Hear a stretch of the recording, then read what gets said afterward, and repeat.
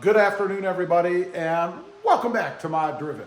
The deal is done, the Mercedes is gone, and I have a new ride for the channel. It is a 2020 Honda Civic Sport manual 6-speed. I went with this because, frankly, it was the best thing I could find out there, and I really dig the Hondas. It's in great shape, a little over 15,000 miles, and I actually had it shipped to South Texas from Florida because that's how hard it is to find a Honda Civic manual right now. They are difficult, especially in a coupe format, which is what I wanted. So let's take a quick look around. It is gray. I think they call it like a mechanic steel or something like that. I don't even remember, but you can see it. It is a gray in color. It's like that steel gray color. Still has the stock wheels on it. They're not bad. There are a couple of little dings here or there, but they're not really in too bad a shape, although I will be replacing them. The tires, it actually has two different types of tires on it, two different brands.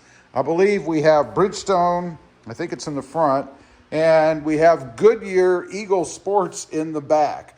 More of a softer compound tire, I guess. I don't know. Since all the power comes from the front, since it is front-wheel drive, I don't know why they put those on the back, but that's what the previous owner did.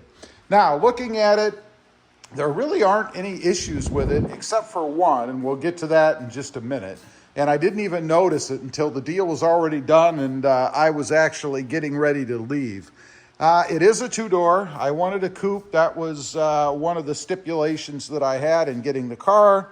It does have the single exhaust out the front, and you can see it still has some badging on it. We've got the Sport over there, and of course, CarMax's advertisement.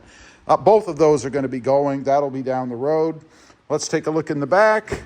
Plenty of room back here, and one thing I really love about the coupes, most coupes anyway, is that the seats fold down, and I have room to haul anything that's longer, I guess, from here all the way up to behind the front seats. It did come with this rubber tray. That's an aftermarket thing, or an addition, I should say. So that's something that the previous owner put in it. If we pull that up, you can see under here, it does come with a spare. One thing that the Mercedes did not, it's got the jack and everything in there, which is good. I just feel better having a spare tire in case something ever happens. You can release the back seats by pulling on these handles. That makes it pretty simple to do. And of course, there's no electric trunk like the Mercedes had. Now, stepping around to the inside, let's take a quick look. And on our journey here, I'll show you the one thing that I found wrong. You may be able to see it, yeah, right there in the light. There's a dent there. I don't know what happened. My guess is they were getting groceries, they had canned food or something. Maybe they were a weightlifter and they had a dumbbell in here. I don't know, but that is a pretty substantial rigid piece, part of the car. So to dent it like that, they dropped something on it. It's not a big deal for me because I will be putting some sort of sill protection over it, so that will disappear. You'll never see it. Of course, we have the silver or stainless steel, whatever they are, brushed aluminum. Pedals, you'll see there is an extra pedal on the left. It is a manual. That makes it a theft-proof car for this generation. It's got the black trim on the inside, nice screen, nothing real over the top on the inside of this. The center console area does move back and forth. You can see here, if I can manage to do it like so. It also does lift up when it's in the back position so that you have some more storage room down here. I may put some sort of a tray. There was a sliding tray that you could get. I've had that in others for like change and stuff, but they do have this area for change too. So not sure if I'll do that or not. The center holder, cup holder, slides back and you have a space for deeper drinks if you want, for those big gulp folks out there. Does have USB connectivity under here. There actually was a cord in there. I took it out because I never do that. I'll run Bluetooth. It's got park, which is electric, a brake hold, and then an economy mode, which will never get used because that's not why I bought the car. Interior-wise, it's pretty much like brand new. I mean, there isn't any wear that I have found so far. You guys can see in the back there, I fastened the seat belts. They didn't come that way, but I don't see any evidence of anybody hardly ever sitting in here. And with only 15,000 some miles, you wouldn't expect there to be a ton of issues. Now, let's pop the hood. We'll show you that. All right, let's take a look under here. And one thing that I noticed on this right away is this sign, this warning. It says grab foam. And of course, I've got the hood up. I'm looking all over the place. Where's this foam? Am I supposed to grab that? What am I supposed to grab? Well, they're referring to the prop, the hood prop here. It has foam right there. And it says, do not touch bare metal or white clip. This clip. Pretty specific, right? Metal rod gets hot and can burn the hand. Always lift rod using foam area. Now, you know why that's there, right? Like the McDonald's saga where somebody drove through and scalded themselves with, go figure, hot coffee. Somebody burned themselves on that, so Honda had to go ahead and put a label there. So you know that it's hot underneath the hood. Anyway, just craziness. Let's take a look. It has the 2-liter Earth Dreams Technology iVTEC engine. It does sit the wrong way, sideways. I guess it's the right way now because it is front-wheel drive. Not much else in it. It is naturally aspirated. It is not the turbo, which I kind of like. Turbos, I don't know. Depends on who you believe. They get a bad rap. Everything nice and clean under here. I checked all the fluids. Everything looks good.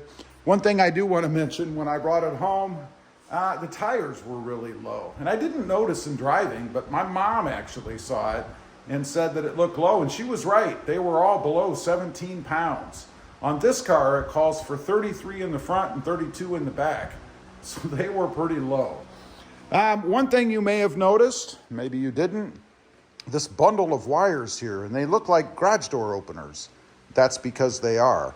I've done 3 little mods to this car so far. Not really too difficult. That one was a little more time consuming. But what that is, it's my homemade Homelink. I ran a couple of wires from here into the cabin area, and you may have seen this already. And that was to connect it to a momentary switch right here. I drilled a hole, put the momentary switch in there, and then connected the 2 wires to it so that I could use that as my Homelink. It's my homemade Homelink. And I'll put a link down below, a couple of links. If you want to check out how I did that, I didn't go through a whole video on this car because I've done it before. But anyway, if you want to look at that, it's pretty slick, I think. Looks good there. I went with red just to make it easier to see. I could have gone black, blue, purple, pink, whatever. You can get these buttons in all kinds of different colors. But that's my first real mod, I'll say. My second was, of course, to put a Rob Motive sticker on the car. I mean, I had to do that, right? And then my third was just to change the valve stem so that they all match, they didn't before, to black. This black metal valve stem cap. That's it. Now, I know those two, the sticker and the valve trim or valve caps, are not complicated mods. I'm sure nobody would probably even call them a mod, but change the car a little bit so it's done. Anyway, that's the scoop. There'll be pictures at the end if you guys want to see more of the car. Lots of stuff that I'm going to do with this. I can't wait. I may even do some engine type stuff, more mechanical type stuff on this car. We'll see. Depends. It's pretty darn quick right now, which is one thing I really love about it. Leave a comment. Let me know what you think. I'd be curious to know. And also, I do have 2 additional channels. Rob Motive, all about the Toyota Tacoma, and Rob Motive JT, all about the Jeep Gladiator. Check them out, and if you're interested, why not subscribe?